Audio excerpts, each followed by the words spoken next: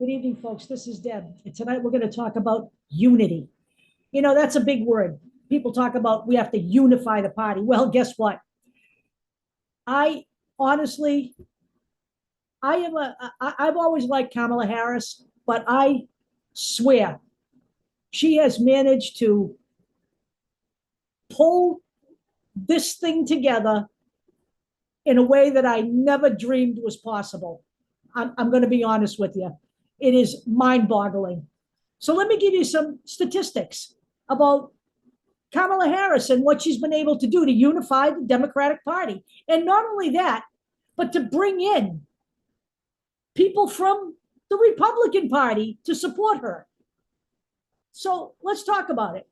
Right out of the gates, when she rose to the top of the ticket, the fundraising, the money started flowing in. It wasn't even like she had to actively even do anything.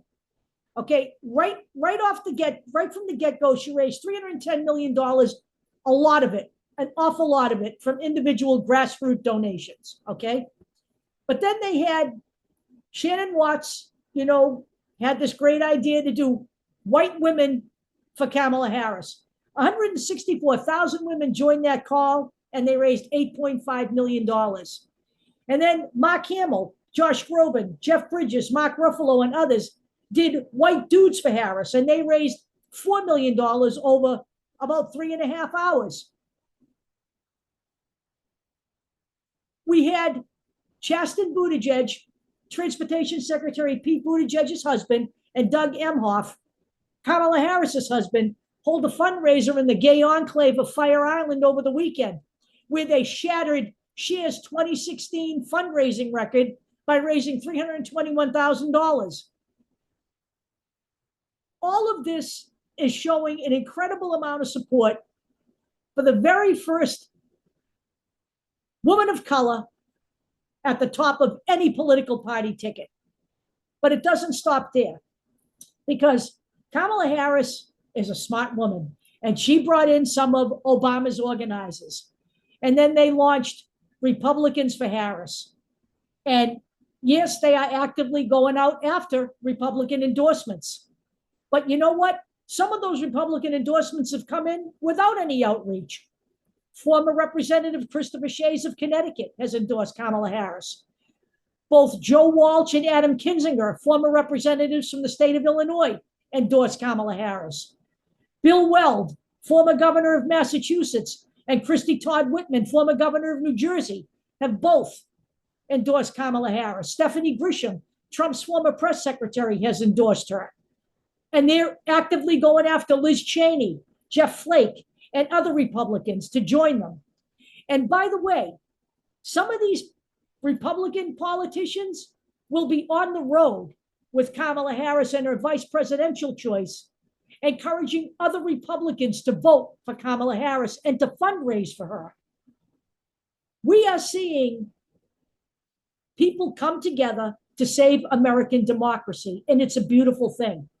But it gets even better, because then we have the youth vote, and they have now been energized. David Hogg, who is, as far as I'm concerned, the public face of the youth vote, kind of chimed in on the VP selection, because that's been floating around the internet. Who should she pick? This one's better, that one's better. Basically, he came out and stated the only way that she could damage what she's managed to build behind the youth vote would be if she chose Marjorie Taylor Greene. In his mind, it doesn't matter which of her selections she picks. We have now got, this is the headline I read first thing this morning when I get out of bed. Black faith leaders rally to support Kamala Harris for president. You know what? We are in a unique position here. This is effectively our election to lose now. But Kamala Harris is not looking at it that way. She is calling us the underdogs, and that's the way we need to function. We need to roll in that manner. None of us should be comfortable. None of us. None of us should think about sitting back. That can't happen, because you know what? We are in the honeymoon stage now. We're about to pick a VP. That will happen tomorrow. She's going to go on the road to the swing states. And then we've got the convention. So yes, All of this honeymoon thing will continue, but then we get back to reality. And we have a Republican Party on the other side who is intent on installing authoritarian rule here. And they aren't going to stop. They aren't going to cave. Okay? So here's what we need to do. We've been talking about the Blue Tsunami ever since I started making these videos for Americans for Democracy. And we're still going to talk about that. We're talking about this election. I hear it everywhere. This election has Obama energy. So for those of you who don't know what that is, when Barack Obama was elected in 2008, there was 65% Democratic Party voter turnout. That is huge, okay? That is huge. We had 52% in the 2022 midterms and lost the House. If we had 65% then, we'd still be in control right now and things would be a whole lot better. We cannot sit back just because we're excited right now. We need to deliver 65%, but why stop there? Let's keep going. Why not 100% of Democrats who have registered to vote? Why not bring out as much as we can? We will need a blue tsunami to keep the Republican Party from challenging this election.